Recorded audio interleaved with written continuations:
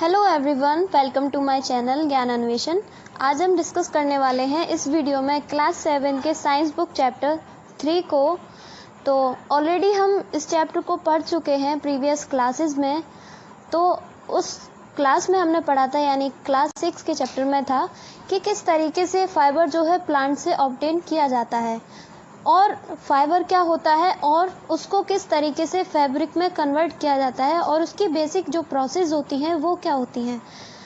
इस चैप्टर में हम पढ़ने वाले हैं कि फाइबर एनिमल से किस तरीके से ऑब्टेन किया जाता है और किस किस तरीके का फाइबर जो है वो हम मेनली यूज़ करते हैं डेली बेसिस पे। तो जैसे कि हमने पढ़ा था उसमें कि जो हम वूल ऑब्टेन करते हैं किससे, शीप या फिर याक से, तो उसके जो हेयर्स होते हैं उनको हम क्या कहते हैं, फ्लीस। तो उसकी कुछ प्रोसेस होती हैं उसको ऑब्टेन करने की। उससे पहले हम ये देखते हैं कि वूल जो होती है वो शीप के अलावा किस किस एनिमल से ऑब्टेन की जा सकती है। तो वूल या तो हम शीप से ऑब्टेन करेंगे या फिर गॉट याक से। याक जो है बेसिकली जो पहाड़ी इलाके होते हैं, जो ठंडे बर्फ़ वाले पहाड़ी इलाके होते हैं वहाँ पर रहते हैं और वहाँ पर जो वूल ऑब्टेन करी जाती है वो याक से ऑब्टेन करी जाती है मेनली। और कुछ अदर एनिमल्स होते हैं जैसे कैमल हुआ या फिर लामा। तो ये कुछ एनिमल्स होते हैं। तो इनकी ना कुछ प्रोसेस होती हैं कि उनको मतलब वूल किस तरह के एनिमल से ऑब्टेन करेंगे और उनकी रियरिंग की भी प्रोसेसेस जो हैं वो डिफरेंट होती हैं। तो सबसे पहले टॉपिक है इसमें एनिमल्स दैट यील्ड वूल, मतलब ऐसे एनिमल्स जो ये वूल को यील्ड करते हैं, ठीक है, वूल का जो है उत्पादन किया जाता है जिनसे, ठीक है। तो अब इसमें आता है सबसे पहले several breeds of sheep are found in several different parts of our country. तो हमारे कंट्री में जो है डिफरेंट ब्रीड्स मिलती हैं किसकी, शीप की। अगर हम देखें तो जो प्लेन एरियाज़ हैं वहाँ की जो शीप होती है वो कम होती है और उनके ऊपर जो फ्लीस होती है वो कम होती है। उनके जो हेयर्स होते हैं वो इतने घने नहीं होते एज़ कम्पेरेटिबल टू माउंटेन एरियाज़, ठीक है। जितने भी कश्मीर साइड में जितनी भी शीप मिलती हैं उनके ऊपर जो फ्लीस पाई जाती है वो काफ़ी घनी होती है, मतलब उनके हेयर्स काफ़ी घने होते हैं। अब आगे है इसमें सबसे ज़्यादा जो वूल कॉमनली जो ऑब्टेन करी जाती है वो की जाती है तिब्बत से और लद्दाख से, क्योंकि ये जो है हिमालय रेंज में पड़ते हैं और वहाँ की जो शीप जो होती है वो गुड ब्रीड होती है शीप की, ठीक है। Mohair is obtain from angora goats, ठीक है। तो मोहेर एक वूल होती है जो कि अंगोरा गोट से ऑब्टेन की जाती है। ये क्वेश्चन एग्जाम में बहुत पूछा जाता है कि मोहेर जो वूल होती है वो किससे ऑब्टेन करी जाती है। तो इसका आंसर है अंगोरा गोट, ठीक है। तो ये कहाँ रहती है, कहाँ पाई जाती हैं सबसे ज़्यादा, जम्मू एंड कश्मीर में। Wool is also obtain from got hair, ठीक है। तो बकरी के बालों से भी ऑब्टेन की जाती है। The under fur of Kashmiri goat is soft and the woven into fine shawls called pashmina shawls। तो एक क्वेश्चन आता है एग्जाम में पूछने के लिए कि पश्मीना शॉल्स क्या होती हैं और वो किससे बनती हैं। तो कश्मीरी जो गोट होती है उससे जो फर जो ऑब्टेन होता है, मतलब उसके जो हेयर्स होते हैं उसके बनने वाली शॉल को क्या कहा जाता है, पश्मीना शॉल्स। और ये शॉल जो होती है वो वेट में काफ़ी कम होती है, मतलब वजन में बहुत हल्की होती है और बहुत ज़्यादा गर्म होती है, मतलब गुड क्वालिटी होती है इनकी। अब चलते हैं हम अपने आगे। जैसे कि आप इसमें पिक्चर में देख सकते हैं कि अंगोरा गोट जो थी जिससे जो है मोहेर ऑब्टेन किया जा रहा था, मोहेर वूल ऑब्टेन हो रही थी, तो वो कुछ इस तरीके से दिखाई दे। जैसे कि इसमें आप देख सकते हैं अंगोरा गोट जो होती है जिससे मोहेर वूल ऑब्टेन की जाती है वो कुछ इस तरीके से होती है, मतलब इसके जो हेयर्स होते हैं बहुत ज़्यादा सॉफ्ट होते हैं और बहुत ज़्यादा क्या होते हैं, घने होते हैं। गोट एंड कैमल और फिर क्या और एक एनिमल होता है लामा, जिस पे भी good quality of hairs obtain किए जाते हैं, किसके लिए, वूल के लिए। And alpaca is another animal which yield wool, good quality of wool. अब आगे प्रोसेस आती है कि ऑप्टिन का तो हमें पता चल गया कि ऑप्टिन किस किस तरीके से की जाती है वूल एनिमल्स पे से। अब प्रोसेस क्या है इसकी कि उसको फाइबर से वूल में किस तरीके से कन्वर्ट किया जाना है, ठीक है। मतलब जो फाइबर है यानी रेशा है उसको एक परफेक्ट जो थ्रेड होता है यानी वूल उसमें कैसे कन्वर्ट किया जाता है, ठीक है। तो सबसे पहले इम्पॉर्टेंट जो होता है वो होता है rearing and breeding of sheeps. Rearing मतलब एक गुड क्वालिटी के शीप्स को रियर करना, उनको पालना, और ब्रीडिंग ऑफ शीप्स मतलब ये कि अगर शीप जो है मेनली पेरेंट जो शीप होगी अगर वो हेल्दी है तो उसके जो आगे जो प्रोजेनी आएगी तो वो भी हेल्दी ही होगी और गुड क्वालिटी ऑफ वूल उससे ऑब्टेन की जा सकेगी। तो ये चीज़ ध्यान में रखी जाती है कि जो शीप है जो रियर करी जा रही है वो गुड क्वालिटी ऑफ मतलब उसकी ब्रीड की गुड क्वालिटी हो। तो अगर आपने देखा हो जम्मू कश्मीर, हिमाचल प्रदेश और उत्तरांचल और अरुणाचल प्रदेश में और सिक्किम के कुछ इलाकों में तो वहाँ पर जो है गोट मिलती हैं देखने को, और कुछ प्लेन एरियाज़ हैं जैसे कि हरियाणा, पंजाब, राजस्थान, गुजरात, तो वहाँ पर कुछ शेफर्ड जो चारावा होते हैं वो झुंड में किसको ले जाते हैं, शीप को ले जाते हैं, किसके लिए, ग्रेजिंग के लिए, उनको घास को चराने के लिए। तो शीप जो है वो क्या होती है, हर्बीवोर होती है, मतलब दे आर प्लांट ईटर्स, सिर्फ ये पेड़ पौधे ही खाते हैं और ये सिर्फ ग्रास को ही प्रेफर करते हैं। तो ये सबसे ज़्यादा ज़रूरी है कि अगर कोई भी शीप की रियरिंग कर रहा है तो वहाँ पर प्लेंटी ऑफ मतलब अच्छी अमाउंट में ग्रास अवेलेबल हो गुड क्वालिटी की, तभी उसकी अच्छी ब्रीड डेवलप हो पाती है। तो जो सबसे ज़्यादा मतलब जो शीप है वो क्या खाती है, एक तो पल्सेस खाएगी या फिर कॉर्न, ज्वार और oil cakes. Oil cakes basically जो ऑयल केक्स उन्हें कहते हैं, खल वगैरह वो कहा जाता है बेसिकली, मतलब जितनी भी मस्टर्ड वगैरह होती है, जो सरसों होती है उसमें से मस्टर्ड हुआ या फिर तिल हुए, ठीक है, तो उसमें से ऑयल निकालने के बाद में जो उसका वेस्ट जो बचता है, उसका जो आउटपुट जो होता है बेसिकली, तो वो केक्स में कन्वर्ट हो जाता है, चिप्स लाइक स्ट्रक्चर्स में, तो उसको ही ऑयल केक कहा जाता है। तो ये इसका प्राइमरी फूड होता है। तो ये सबसे ज़रूरी होता है ध्यान में रखना कि उसको ये चीज़ें खाने को मिले जिससे वो एक हेल्दी एनिमल के रूप में बन सके, ठीक है।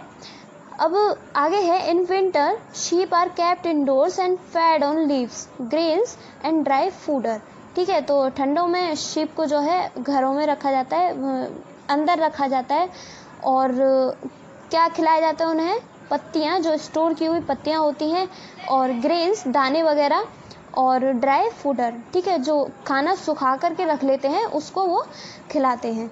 अब आगे है, इसमें कुछ प्रोसेस होती हैं फाइबर से वूल में कन्वर्ट होने की, ठीक है। फाइबर को वूल में कन्वर्ट करने की जो सबसे जो पहला स्टेप होता है वो होता है फ्लीस को उसकी बॉडी से अलग करना, मतलब जो उसके जो हेयर्स होते हैं उनको ट्रिमर वगैरह की, सीजर वगैरह की हेल्प से उसकी बॉडी से अलग करना, और इस फ्लीस की रिमूविंग के प्रोसेस को क्या कहा जाता है, शीयरिंग, ठीक है।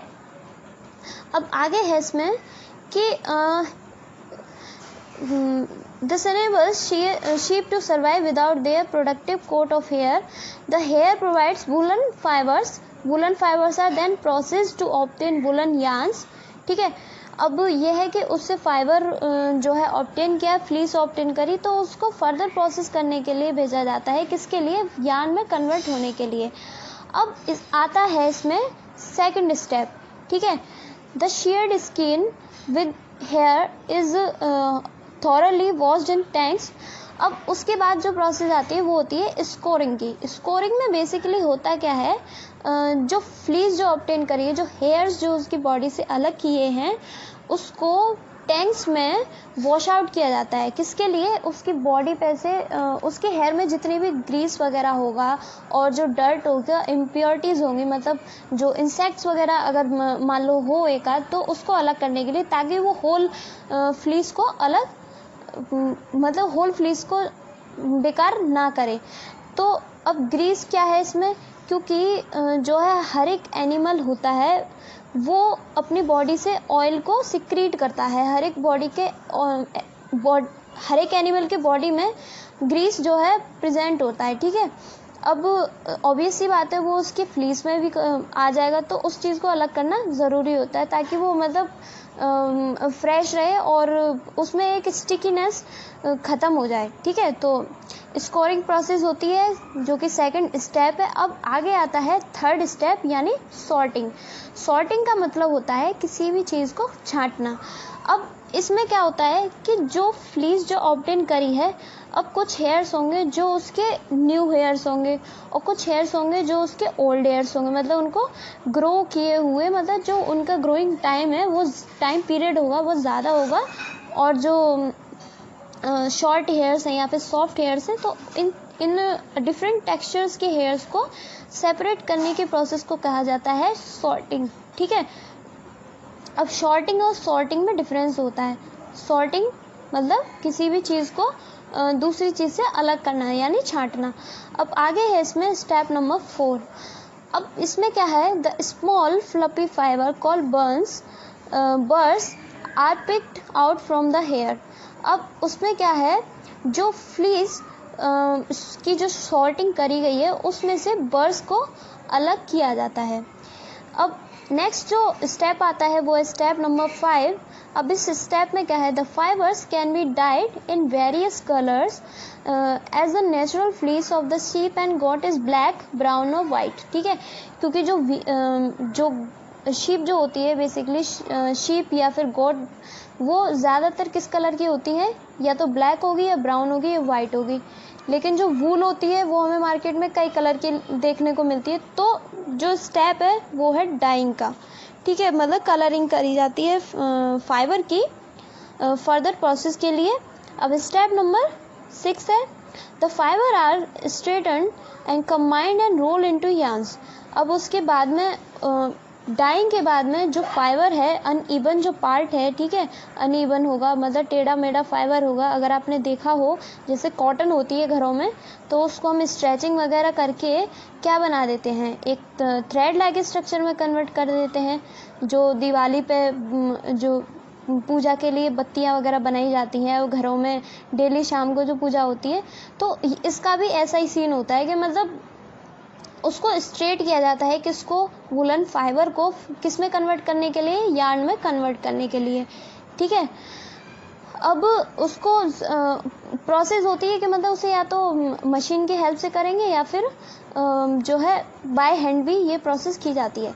तो अगर हम इसे शॉर्ट में प्रोसेस को समझें तो सबसे पहले जो सीयरिंग थी, ठीक है, अब आगे है स्कोरिंग, फिर सॉर्टिंग है छांटना, ठीक है, क्लीनिंग ऑफ बर्ड्स को क्लीन करना, और फिर है डाइंग, उसको कलरेशन, और फिर रोलिंग, ठीक है। रोलिंग मतलब जो यार्न जो बनाया है उसको थ्रेड लाइक स्ट्रक्चर में कन्वर्ट करने के बाद में उसकी प्रॉपर तरीके से रोलिंग, जिससे एक जो है एक फैब्रिक बन सके, कपड़ा बन सके, और फर्दर वो इंडस्ट्रीज़ के लिए पास आउट हो जाता है इन कुछ प्रोसेसेस के बाद में।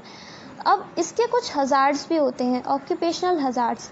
अब जो है इंडिया में और पूरे वर्ल्ड में भी वो एक लोगों का एक रोजी रोटी का यानी लाइवलीहुड का एक महत्वपूर्ण ज़रिया है, मतलब इससे बहुत लोगों को रोज़गार मिलता है। लेकिन इससे एक बैक्टीरियम फैलता है, एंथ्रेक्स, ठीक है, जो कि वहाँ के वर्कर्स जो होते हैं इस तरह की इंडस्ट्रीज़ में काम करने वाले, उनको फैटल ब्लड डिजीज़ होने का खतरा बहुत बढ़ जाता है, ठीक है।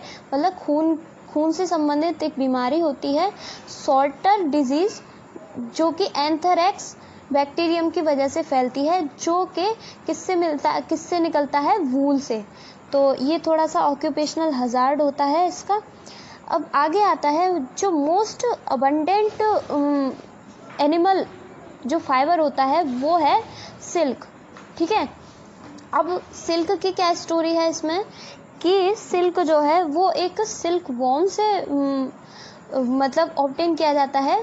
बेसिकली जो फीमेल सिल्क मॉथ होती है, ठीक है, मादा जो सिल्क मॉथ होती है वो एग ले करती है, एग ले करेगी बेसिकली इसकी जो रेयरिंग होती है वो मलबेरी लीव्स पे होती है, यानी जो सैतूत का जो पेड़ होता है उस पे इसकी रेयरिंग करी जाती है।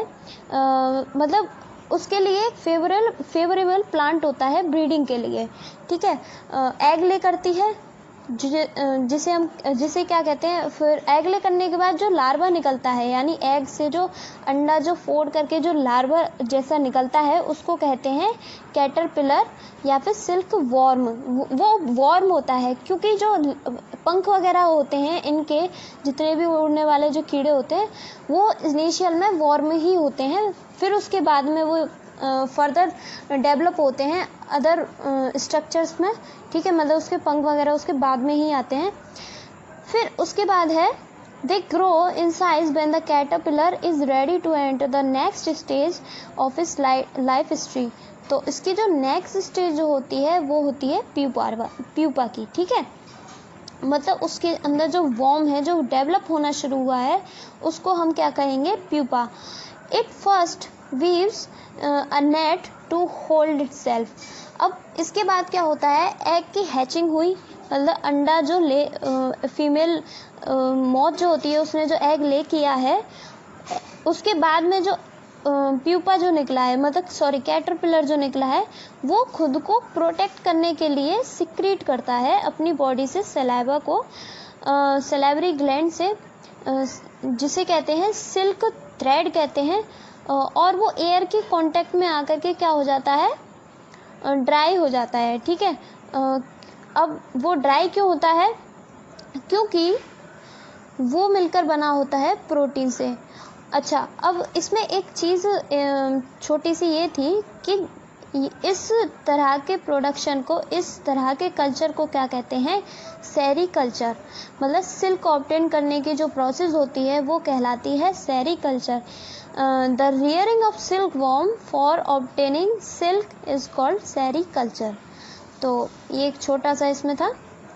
अब आगे है इसमें कि soon the caterpillar completely covers itself by silk fibers and turns into pupa। अब जो सिल्क वॉर्म है उसने अपने आप को पूरी तरीके से किस में कन्वर्ट कर लिया, प्यूपा में। सिल्क फाइबर जो है सिक्रीट करने के बाद में उससे जो स्ट्रक्चर जो बनता है वो बनता है कोकून। अब इसके बाद जो प्रोसेस होती है वो होती है, उसमें पूरा ह्यूमन का रोल होता है इसके बाद वाली जो प्रोसेस है सिल्क प्रोडक्शन की। फिर देखते हैं हम, ठीक है। The silk yarn is obtain from the cocoon of the silk moth. तो सिल्क मॉथ से ऑब्टेन किया जाता है क्या, सिल्क यार्न को।